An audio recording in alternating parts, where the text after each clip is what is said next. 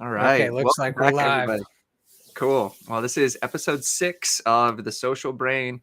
And today we're talking about something that I think is really important to kind of have discussions about this. This is about addiction. Uh, and it's something that affects, 50 million people in the United States. And if we're thinking about kind of normal, kind of non communicable diseases like diabetes, cardiovascular disease, respiratory disease, addiction kind of falls into a category that's higher than each of these on their own. And so these prevalence rates are really important to kind of think about, because what I think it says, especially as someone that studies the brain, is that what addiction is it's really tapping into these natural processes, the way that the brain kind of naturally works, and is kind of being hijacked in a way. And so today we're going to really kind of dig into what are those processes that are going on in the brain that are kind of driving us towards kind of wanting these drugs that we may not even like anymore.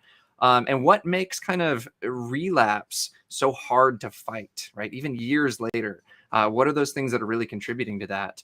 And ultimately, kind of listen through to the end, because we're really going to dig in at the end into a lot of the strategies that are really effective, kind of taking all of these neuroscience principles into account of how you can really fight this stuff and kind of stay sober or whatever it is that you want to do.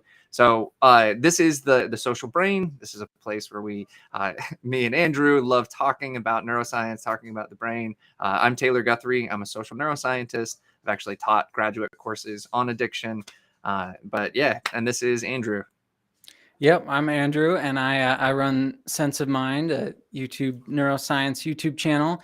And before we jump into this, I also just wanted to say, as Taylor mentioned, this addiction affects so many people in this country, and I think in recent years we've heard a lot about the opioid epidemic, and I think I personally had friends who have been really negatively affected by that and have fallen into opioid addiction. And so I know that this can be a really personal issue for a lot of people, and so I encourage anybody who that's true for to think about this as we're talking about it, and how addiction functions, like the mechanisms behind it, and maybe that can help give you a better understanding of why this happens. Maybe it's to yourself or to somebody else, but yeah, as Taylor said, it's part of these natural processes in the brain. So yeah, I just hope that can be useful for some people. Absolutely. I mean, it's hard enough to go through it yourself, but this is a disease that affects everyone around the person that's affected. I mean, this is a very social disease in general. And it's really hard to watch those people that we love to go through these kind of things, especially when we don't understand how powerful these forces are that are kind of under the hood, these biological forces that are really kind of driving a lot of this behavior.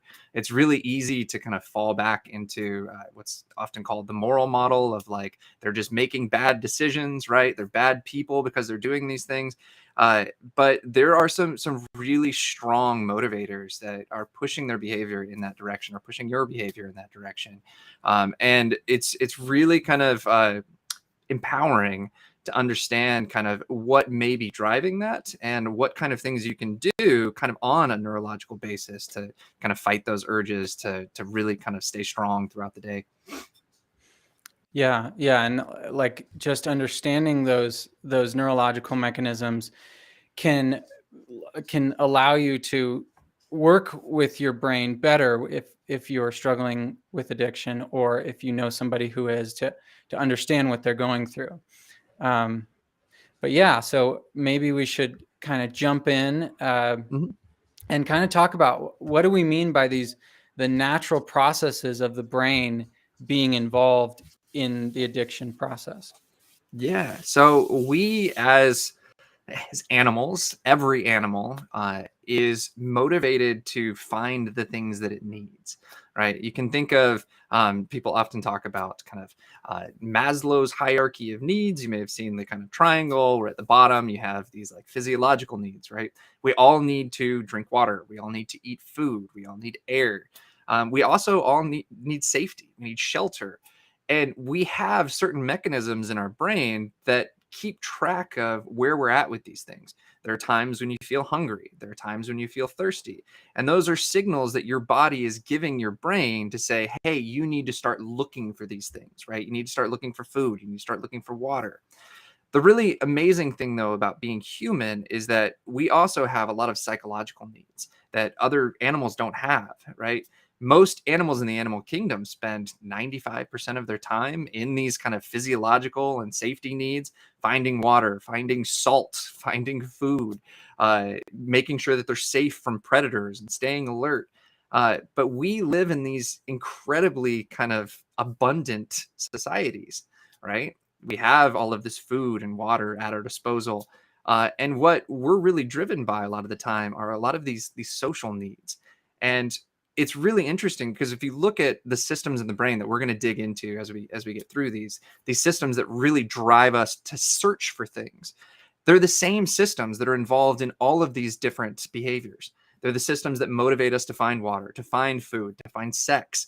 But they're also the same systems that are motivating to find the psychological needs that we're defining for ourselves as humans, the social needs, the need to belong, to be accepted, to be recognized by other people, the need to kind of understand ourselves and understand where we fit, kind of finding meaning in life. All of these things are driving us towards kind of filling these holes that we have. It's kind of like hunger, but it's kind of a psychological hunger.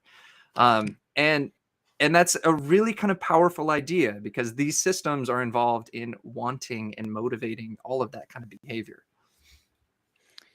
Yeah, yeah, and the thing about social needs is that we don't always think of them as actually being needed, but it, like Taylor said, it's the same system in the brain that is motivating us to get those social needs, or maybe it's money or something that seems more abstract than food, sex, shelter, those kinds of things. And as if you watched our video last week or a few weeks back, the last episode of The Social Brain, we talked about emotional systems in the brain. And what we're going to be talking about today corresponds largely to what has sometimes been called the seeking system. And it's this very ancient system in the brain that motivates us, drives us to do all the kinds of things that we do, whether it's going towards something that we want or seeking to get away from something that we don't want, or that we're averted from. Now, there is a lot of different ways of looking at addiction, and historically there have been different models to try and understand what is going on here. And the first one we're going to discuss is the opponent process theory. And I'll let Taylor, you should go for it. So there's a really nice kind of history here of how we got to where we are now and some of the really powerful stuff that's come out of kind of modern neuroscience. But it's really nice to kind of contextualize a lot of this stuff and to really kind of give credit to some of this early work that was done. Because early on there was this idea of withdrawal really being what was driving a lot of the behaviors that people that were addicted were going through, right? People kept using because if they stopped, it sucked, right? Withdrawal is really painful. It's really kind of, it's not something that anybody likes to go through. And so even if you're not getting any benefit from a drug anymore, even if you're not really liking the drug anymore, you're still using it because you don't want to go through that withdrawal process. And that was a really strong kind of idea and theory at the time, and there was a lot of really good science that backed it up that led to this what's called the opponent process theory. And so when you first use a drug, very first time, your body has never encountered that drug before. It's never learned what that drug does to your brain, to your body. And so you have what's considered a peak experience. The very first time you have a drug is the only time that you're going to have the best time on that drug, because there's nothing that your body is doing to fight that because it hasn't learned what that drug really is. And so if you're taking kind of opioids for the first time, it's this really kind of pleasurable experience. You have these huge spikes in dopamine. Same with like methamphetamines and cocaine and all of this kind of stuff. But the body then learns how to fight what you're doing because you're putting your body into a state that's not natural. There's this really good example. We're going to be talking a lot about dopamine moving forward. Dopamine, on a normal day is about 50 nanograms. That's how much you have in your brain. On a really bad day where you can't even get out of bed in the morning, there's no motivation at all, it's about 40 nanograms. And then on your best day, when you've had sex, you had the best food you've ever had, it goes up to about 100. So we're supposed to be between about 40 and 100. But a lot of the times when you use these drugs, you get up into the high hundreds. Methamphetamines goes up into the thousands. You're putting your body into an unnatural state, and your body is going to try to fight that because it wants to bring things back into this kind of homeostasis, this equilibrium. And so it creates an opponent process to the drug. It creates this whole physiological process that fights what the drug is doing to try to bring your body back into balance. And this is what leads to tolerance. This is what leads to withdrawal, is that your body is actually taking away its own natural dopamine, its own natural opiates, because it sees that there's all of this extra in your brain. And then if you don't take the drug, now you're at this super deficient state. You don't have dopamine, you don't have opiates. And so you feel really crappy. Yeah, and just a couple points on that. I mean, it's really obvious why withdrawal was such a focus of this theory, this opponent process theory, because if you've ever seen anybody really going through withdrawal, it's a pretty horrible experience. Like I had a friend in college who stayed on my couch for a few weeks and was quitting, basically cold turkey quitting opiates and really bad ones like heroin and other stuff. And it was just sick. He was just physically ill. And that's part of this withdrawal process. And especially with opiates, we'll get into this later, but dopamine is a chemical that really drives this seeking system, this motivation that we're talking about. But opiates are definitely more involved in the actual pleasure, the actual good feelings that we have. And opiates, you may have also heard them referred to as endorphins. And these are the chemicals in our body that kind of are our natural painkillers. And so they're released when you exercise, when you experience some kind of pain.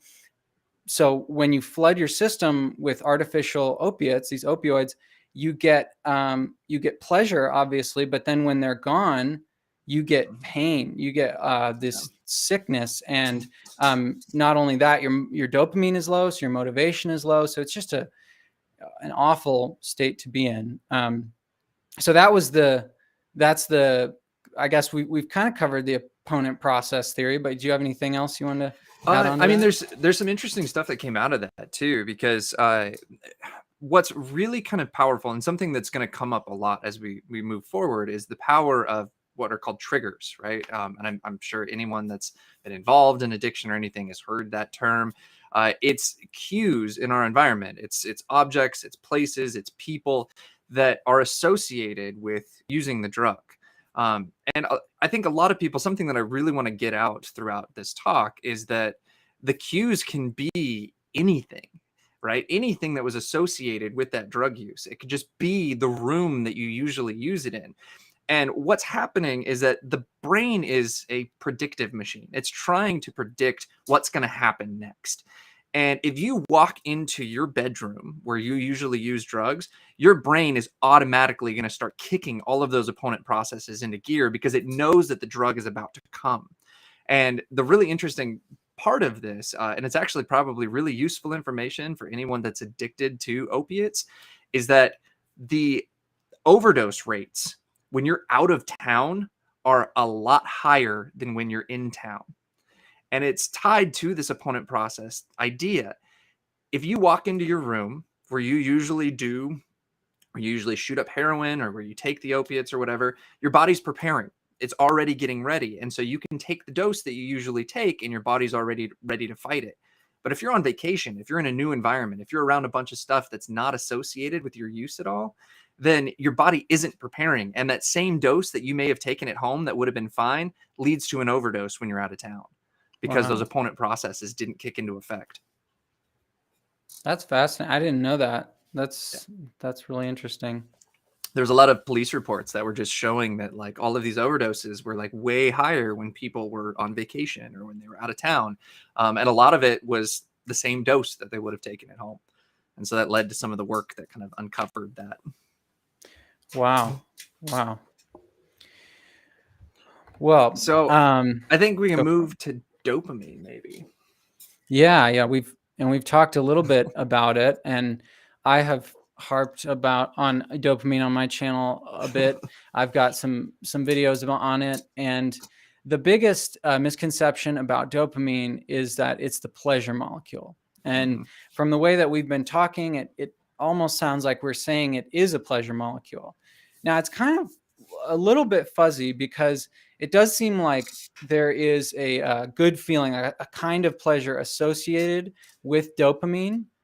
But we'll get into this a little more, that there's been these experiments showing that even if you get rid of dopamine in the brain, that there are still these pleasure reactions. And now you can't really do that in humans, at least to the extent that you can do it in animals, but you can show that dopamine is not the pleasure molecule. Dopamine is, as this book, should have had it ready, hang on.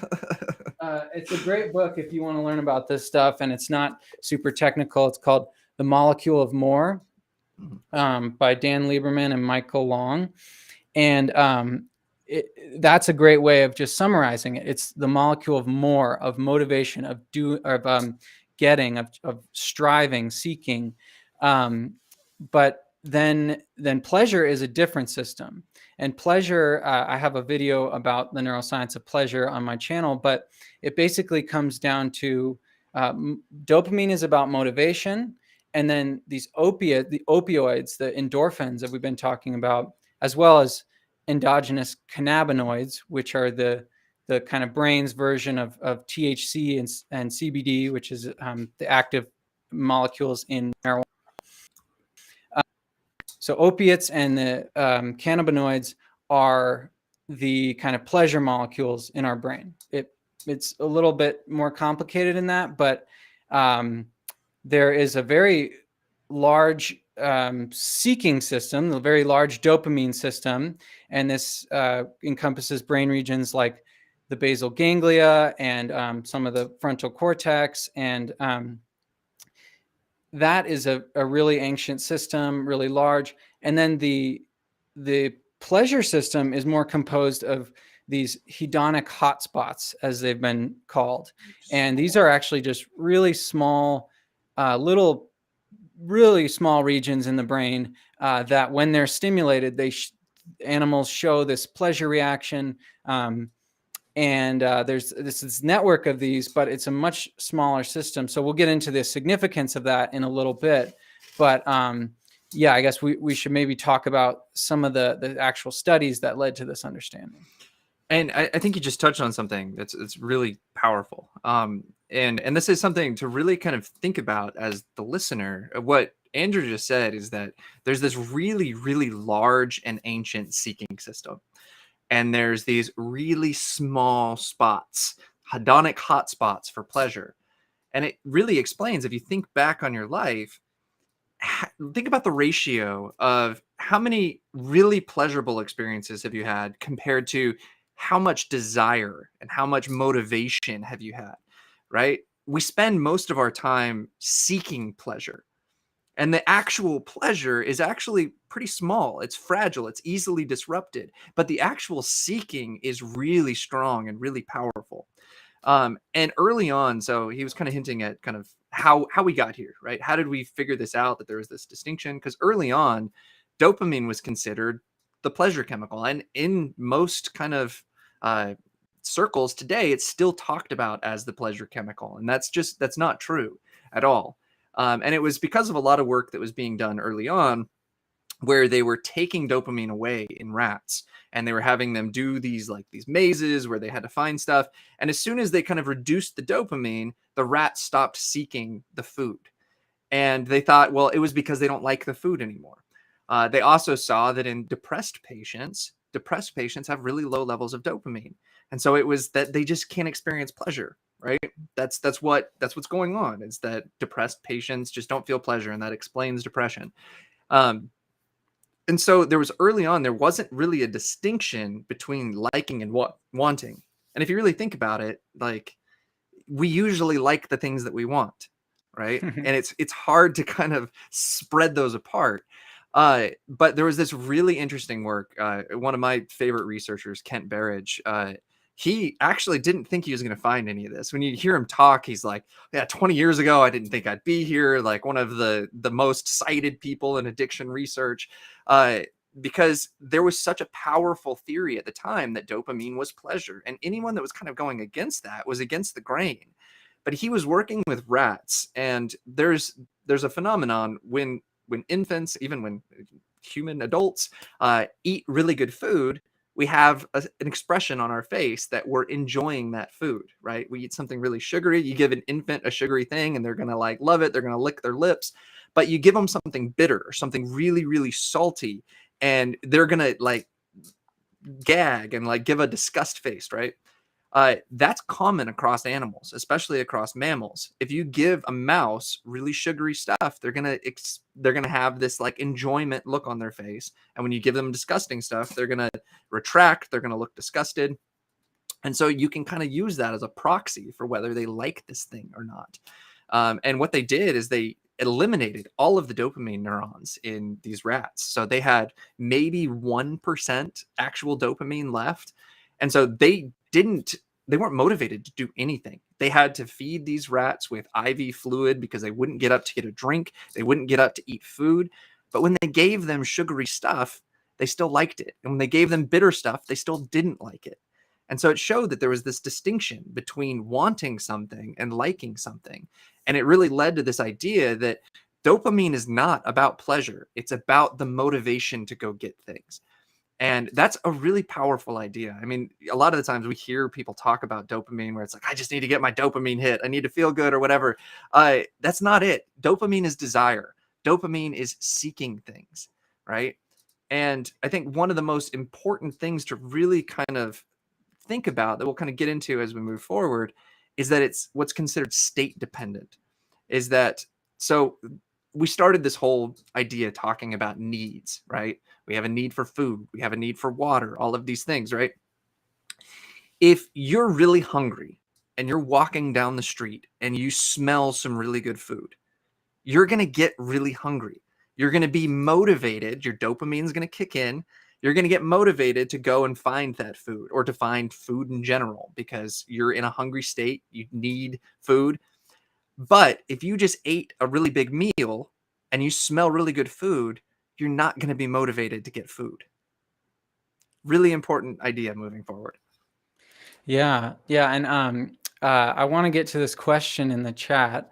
Yeah. Before I say something about that, just one more example of the separation of wanting and liking that you might see in your daily life is, I don't know, for me, when I see a case of donuts, I just like I want to eat the entire thing, and sometimes I'll buy one and then I'll eat it and I'll be like, I don't know. It wasn't like the look of it looked so much better than what it actually tasted like. And I was so motivated to get it. And then I ate it and I'm like, this isn't nearly as good. I don't feel that good after this. But anyway, that's a bit of kind of a trivial example. But we have this question in the chat from Bruce.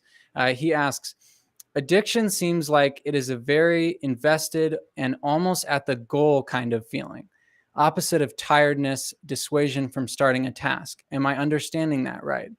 I would say, yeah, basically, you're very invested, you're motivated, you want to achieve this thing, you're getting there. What would you say about that, Taylor? Yeah, I mean, I think it kind of comes back to this idea that dopamine is such an ancient system, and it's primarily involved in motion, right? It's for movement through the world. It's when dopamine is high, that means we need to explore, we need to move, we need to find things, and so that kind of ties into this, like it's this goal-oriented process, right? It's not this like this rest and digest. There's actually these really early studies that look at like these are evident in like single cell, not single cell, but like early multicellular organisms. Their dopamine is super ancient, and they found that uh, if this really tiny organism, was looking for food and it found food, then dopamine stopped because it was like, I need to stay here and I need to eat. But as soon as it was done eating, dopamine kicked back on and it was like, okay, I'm done eating. Now I need to explore. And that's kind of a really kind of ancient example, but it ties into how kind of involved these processes are in everything that we do. Is that it is this exploratory process. It's saying, I don't have something that I need and I need to go find it.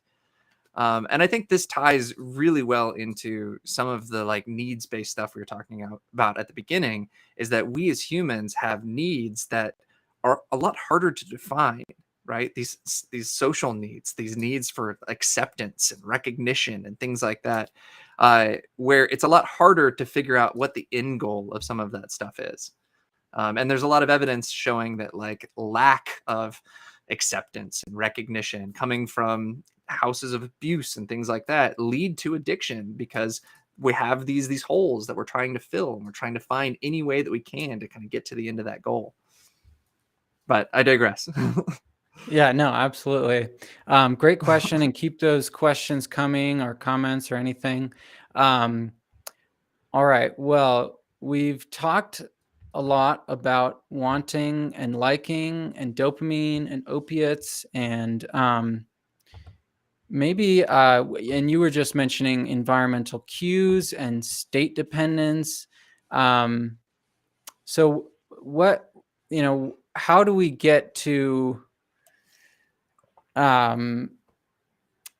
where does like the person's, it seems like this is also automatic. We're talking about how these systems activate, and it seems like we're saying that people almost just automatically gravitate towards the substance or whatever they're addicted to. And maybe we can kind of get into, maybe willpower isn't the right word for it, but the role of like the frontal lobe and how it Yeah.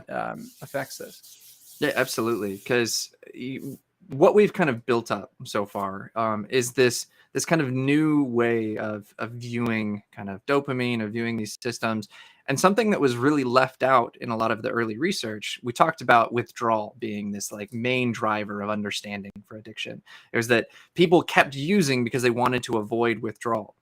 That doesn't explain why someone who has just gone through detox then relapses the day after, right? They just went through this hell of detox. And I mean, the rates are extremely high. When you look at opioid relapse, a lot of it's like 60% the day after they just went through detox. But then there's also this idea of months later, years later, still having these cravings and these urges that are really driving us to still seek that thing that we decided to stop using. And that was missing from a lot of these early ideas. And what Kent Berridge, this idea of dopamine as being motivational, really kind of contributed to, was this idea that what dopamine is actually doing is it's tagging things in our environment as being important predictors of good things happening, right? So if I use a drug and I feel really, really good, the brain wants to feel good. It wants to kind of replicate that situation in the future. And so it's going to pay attention to everything around that drug. It's going to pay attention to, like I said earlier, the room that you're in, the people that you're with, the smells, the feelings, the emotions. It's going to pay attention to all of that. And it's going to tag those things as being important predictors of getting that drug in the future. And this is what really leads to these triggers that I think are really, really important. If you're someone that suffers from addiction, if you have a friend that suffers from addiction, focusing in on what are those things that get the craving going in the first place. Because as Andrew said, most of what we've talked about so far has been this kind of like automatic thing, right? We see this thing in the environment. We see a room that we do drugs in. We see a person that we did drugs with. And all of a sudden, our brain is just taking over, is saying, we need to get that thing. We need to go. We need to go. Those systems are ancient impulse systems. They're things that get us to act in the moment right now. But what Andrew was hinting at is that we have a way to fight that.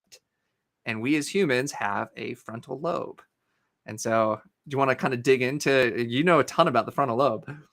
Well, maybe not as much as you do, but We have a highly developed frontal lobe, and the frontal lobe, especially the ventral part of it, the bottom where the brain kind of curls over in the front, that has direct connections to these systems, to these like emotional, but also this seeking system that we're talking about.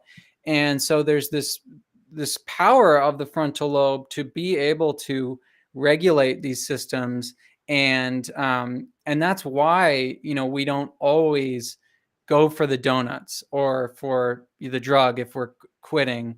Um, it's this ability to actually tamp down some of that activity and to maybe even reframe what our goals are, and remember that our goal is what our long-term goals are, whether it's like our Yeah. own health or just getting away from these drugs that can be so damaging. um, when we're able to kind of instantiate those goals in our frontal cortex, we can sort of rely on those and allow us to override this wanting system a little bit. That's definitely like a 30,000-foot overview of what's going on. But yeah, maybe you can say a little more. No, I think it's a great picture that you just painted, because there's a whole field of neuroscience called neuroeconomics that's really interested in how we make decisions in a moment to moment basis, right? And these neuroscientists that are looking at the brain have figured out that there's actually these like competing systems. That there's one of our brain systems is the one that we've been talking about this whole time. It's this seeking system, this really powerful dopamine system that's very impulsive. It wants to make decisions right now. It wants to motivate behavior right now, to take advantage of any opportunities that are in our environment, right? You see a cue, I need drugs right now, right? I need to figure out how to make that happen right now. The frontal lobe, on the other hand, which is this amazing kind of superpower that we have as humans, is a reflective device.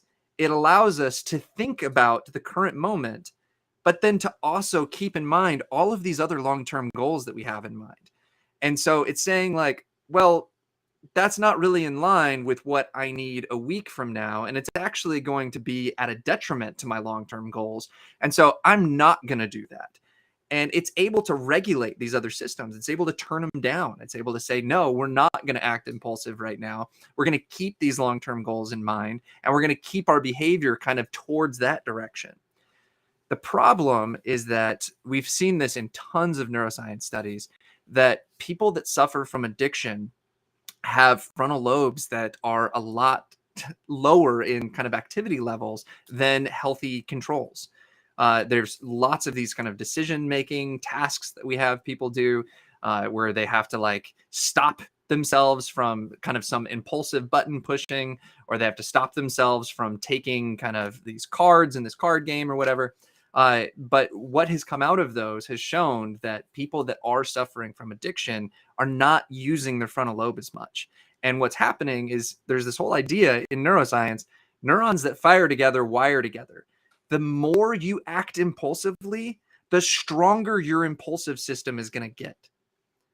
But it's not this death sentence, right? It's not that because you have a really strong impulsive system, you're never going to be able to think long term again, because the frontal lobe is a muscle. If you use it, it gets more powerful.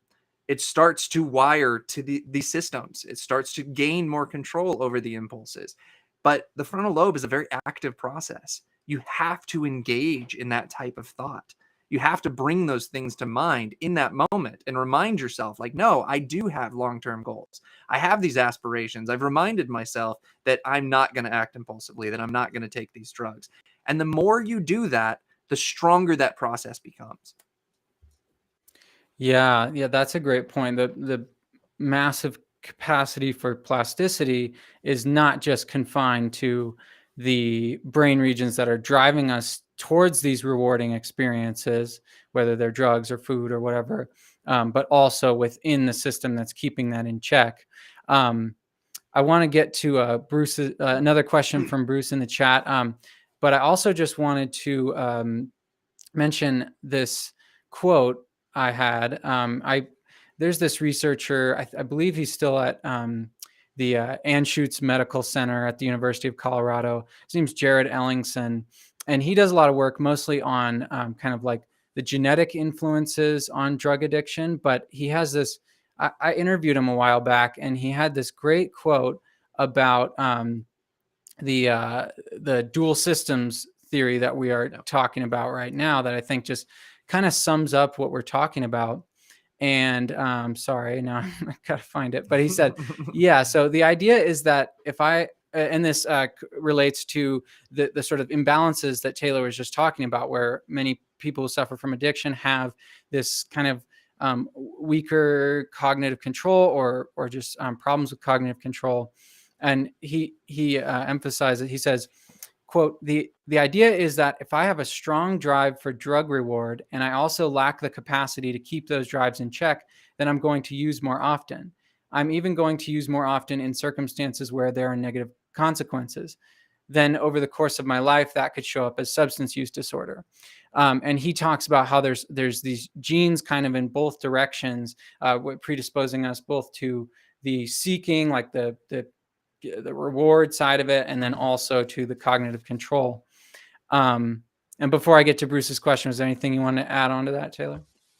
I think you're touching on something that's really important that we haven't really discussed much, is that there are individuals that are more susceptible to addiction, to these processes. You mentioned genetic influences. I think that there's definitely evidence for that from twin studies, where you have twins that may have been separated or even kind of grew up in the same household, where they have kind of similar propensities to addiction. But also kind of adoptive kind of studies too, where you have adopted children that have the similar kind of addictive tendencies to their birth parents, instead of the parents that they were actually raised with. But I think something that is very much being recognized in the addiction world today is that there are also a lot of kind of environmental factors that can drive your brain into these states as well. If you grow up in an abusive household, if you go through a ton of trauma, these systems are geared towards seeking things and then getting some type of reward at the end, right? And so if you spend your whole life never getting to that reward, being told that you're worthless, right? Being told that you're never going to accomplish anything, that affects these systems. That affects their ability to kind of enact in the moment. And you end up in these deficient states where when you do have a drug, it's that much more powerful because you didn't have any of that to begin with, if that kind of makes sense. Yeah, that definitely makes sense. Yeah, it's interesting you mentioned twin studies, because that was a lot of what Jared Ellingson and I talked about. But uh, yeah. Anyway, sorry, I want to get to this question in the chat. I keep getting onto new quotes that I want to say, but anyway, Bruce asks, "What's the difference between obsession and addiction?" And I think the second part is also a question. I get into similar mind frames when I feel like I need a cigarette and when I feel like I need to finish a project. Yeah, I think you're tapping into something important.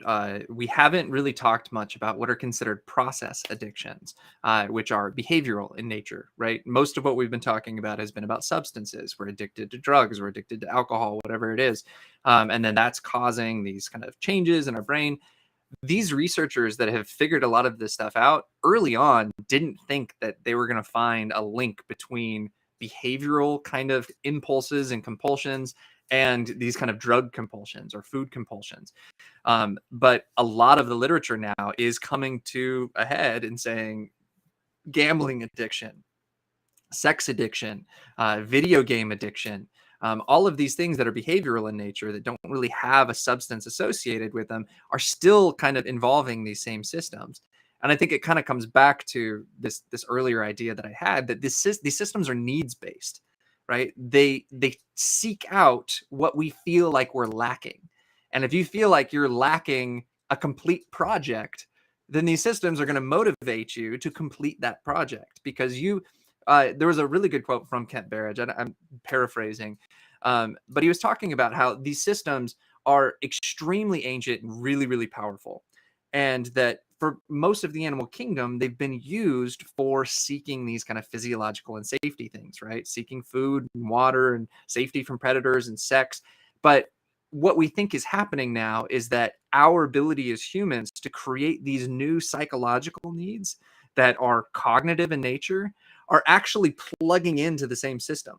It's the same wanting system, but it's now being motivated to seek different things. Yeah, and you can imagine that's an economical way for the brain to work, to use Mm-hmm. this same system that is so powerful at driving us toward food and these needs, Mm-hmm. to use that for stuff that is, I mean, another way of thinking about this is that those bigger projects, those longer term projects, like if you want to write a book or you're trying to, I don't know, get into grad school or whatever it is, it could be anything. Oftentimes those are still kind of connected back to these Maslow's hierarchy of needs, whether it's Mm-hmm.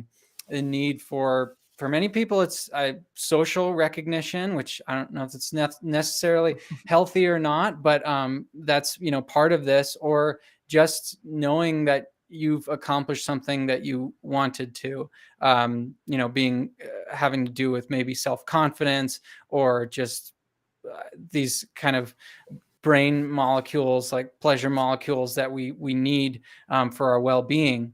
I know that's kind of an abstract way of talking about that, but it's good to kind of relate these bigger, more abstract goals back to what's happening in the brain. How does this relate to this like needs-based functioning of the dopamine system, really? And I think you're touching on something that's really powerful for individuals, because this is something I think about all the time, is that we as humans have this incredible ability to define our needs. That if we really put the work in, if we spend the time thinking about kind of who we are and what it is that we need to accomplish and actually make these goals, those goals are priming these systems. But you need to put that work in. You need to define what it is that you need, what those end goals are, what's the target that I'm going towards. But it puts so much kind of ownership and power in your hands that you can spend that time defining what your values are, defining what your beliefs are. I mean, that's what the top of Maslow's hierarchy really is. This idea of self-actualization is spending some time with yourself, thinking about who you are, what the meaning in your life is. And when you spend that time and you actually put that work in, you're creating targets for this wanting system to then seek. But I think the really important thing to keep in mind, though, too, is that a lot of people can kind of probably relate to losing motivation for some of these things, right? If you have these long-term projects, like how do I keep myself motivated? The problem is that a lot of these lower needs, these physiological and other things, are driven by state. They're driven by hunger. They're driven by thirst. So you actually have to remind yourself why that goal is important. You have to engage your frontal lobe. You have to think about these long-term goals consistently to remind your wanting system why it's seeking that in the first place. Yeah, and I think an important point about that is kind of something that, if anybody's familiar with like Andrew Huberman, the Huberman Lab podcast, he talks a lot about this kind of dopamine loop, and the need to close that loop, meaning to accomplish that goal, to get the feedback, like the Mm-hmm. reward that you're actually seeking. And I think that's where, when you have these really long-term projects, in addition to focusing on why is that goal important, what are my values here, what am I pursuing, that's all extremely important, as Taylor mentioned. But also often for people, it's getting the sort of intermediate, like dopamine loops, closing those. So getting that, accomplishing smaller goals on the way to a larger goal can allow you to kind of keep that motivation, keep that dopamine rolling forward, keep you going towards that goal. But of course, none of that is really going to matter if you don't actually want to accomplish the thing that you're going towards. So yeah, that purpose, that what's my value here, what am I pursuing, that's, I think, primary. And then having these maybe intermediate accomplishments along the way that keep Mm-hmm. you motivated. And I think this really leads well into some of the other things that we kind of promised we were going to talk about, is kind of how to fight addiction in the first place, right? if we're thinking about addiction as this kind of dual process system where you have these really impulsive kind of short-term reward drives that are really powerful, but then you also have a frontal lobe. You have the ability to think about the future. I don't want you to think about it as like these impulsive systems are bad and these long-term ones are good. They work in tandem with one another. They're constantly in communication with one another, but you have to facilitate that communication. And there's these fascinating studies that are actually showing that just getting addicted patients to think about the future actually starts to repair their frontal lobe. Like, and it's just simple stuff like think about your goals, think about what you want to do, try to imagine what your future looks like. When you do that, you're engaging your frontal lobe and you're starting to strengthen the processes within the frontal lobe to be able to fight these impulsive things. And I mean, that's not drugs, that's not anything. That's just spend some time with yourself. Spend some frontal lobe time really thinking about who you are and what you want to accomplish and what the future looks like. Just doing that is strengthening your frontal lobe enough to start fighting these impulsive systems. Yeah, and I think for a lot of people that can come in the form of like, what type of person do I want to be? What kind of life do I want to lead? And I've never personally had like a severe drug addiction or anything, but like I said at the beginning, I've had friends who have gone through some pretty nasty ones, and yeah, I think for a lot of them, it's like picturing that future person as a really fulfilled individual who doesn't need this substance that they might not even really like the experience anymore. As we talked about earlier, the wanting and liking systems can become decoupled and often do for addicts. So it's like, I think also another quote from, or no, this was something else, but that people they want to not want the drug, which is like an interesting thing right there. It's kind of that cognitive control system battling it out with that lower motivation seeking system. And so I think it's a great point. It's something that I think even all of us, like if you're wanting to say eat less sugar, or I don't know, cut down on your coffee, or anything that you feel like is maybe not disrupting your life that much, but is something you want to get out of your life to be healthier. These thinking about who you want to be in the future. Do you want to be that person who's, shoveling down Oreos every night and just feel terrible in the morning? Or do you want to have like a healthier life where you don't really need that? Anyway, just. And I think you're touching on something that's really important that ties into the work that I do. So the work that I personally do is involving like identity and identity in the brain and like where our sense of identity really falls. Something that I think is really, really powerful. Identity is a frontal lobe thing. It's what the neuroscience seems to be pointing at. And the frontal lobe is a very kind of goal-oriented thing. It's like these long-term goals. Our identity is this long-term goal of who we want to be and what we want to accomplish. But it's so much more powerful than the idea of something like a diet. Like, I hate the term diet because a diet has this like end goal of just losing a certain amount of weight, right? And it's like, okay, I hit that goal. Now what? Do I go back to eating Oreos every night and feeling like crap in the morning? Yeah. It's an identity process. If you really want to lose the weight, you need to adopt an identity that says, I'm a healthy person, that I eat healthy food, and that I enjoy healthy food. That's who I am. You can define those things. You can get into your own head and change who you are. The problem is that oftentimes we take a lot more from people around us about who we are than we do from ourselves.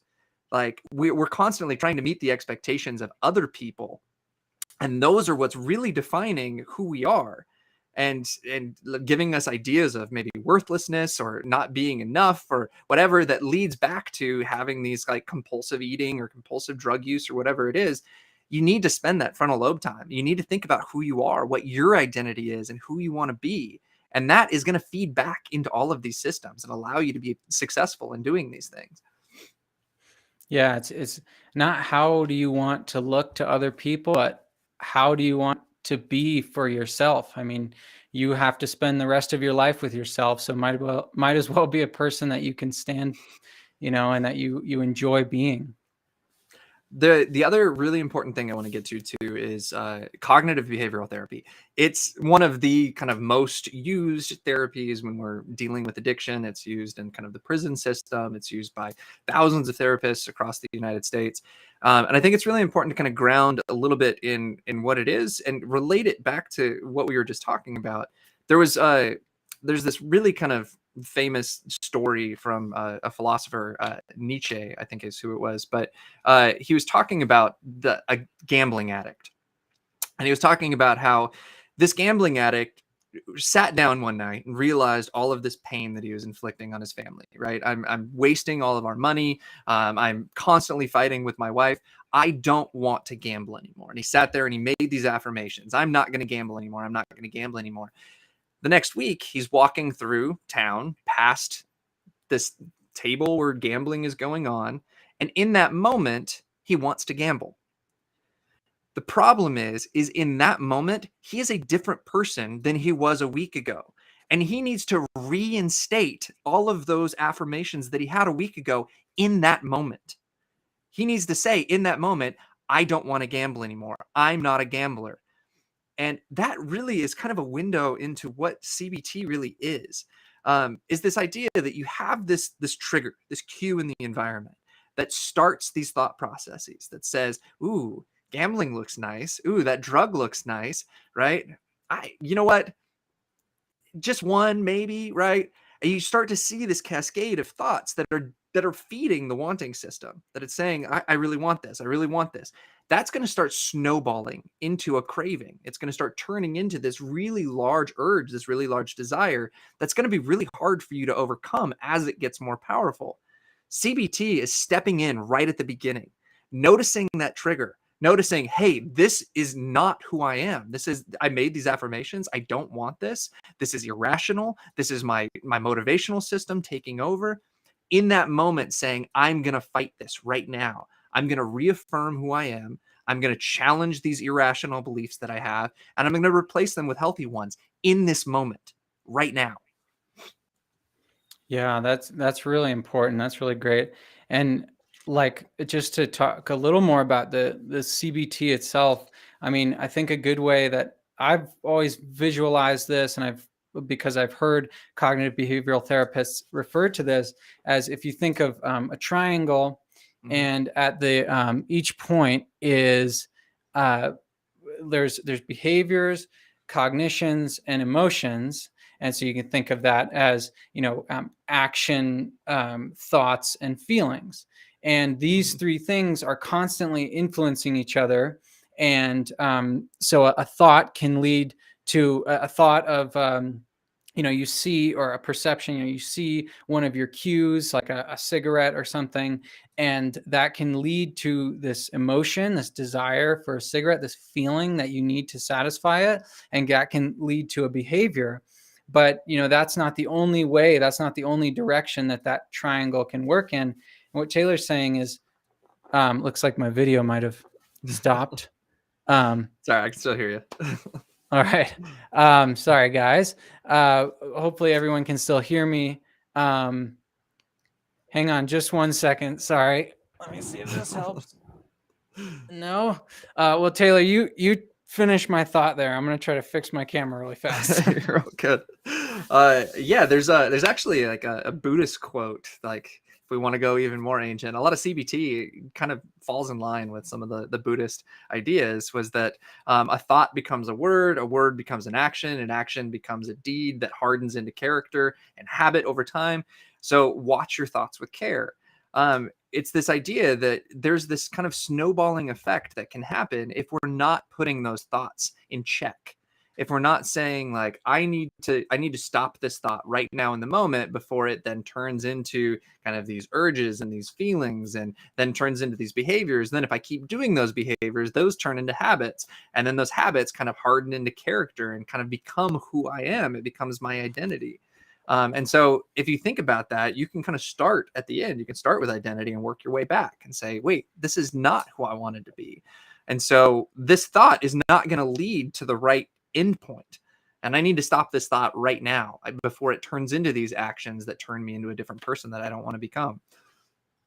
Yeah, and often like reframing those thoughts is kind of the way to do that. Rethinking about what is this, or reframing the feeling or desire, like kind of just thinking about it in a different way. Okay, I'm feeling this desire for food, or for, I mean, sugar or nicotine or opiates, but can I see that as, okay, this is momentary, and this is really going to mess up my progress toward my long-term goal, which is a lot more important to me in the end. I know that's a trivial example, but it's just another way of thinking But about it, really. and I think it ties in too with mindfulness, right? Mindfulness, for those of you listening that think that mindfulness is religious, it's not.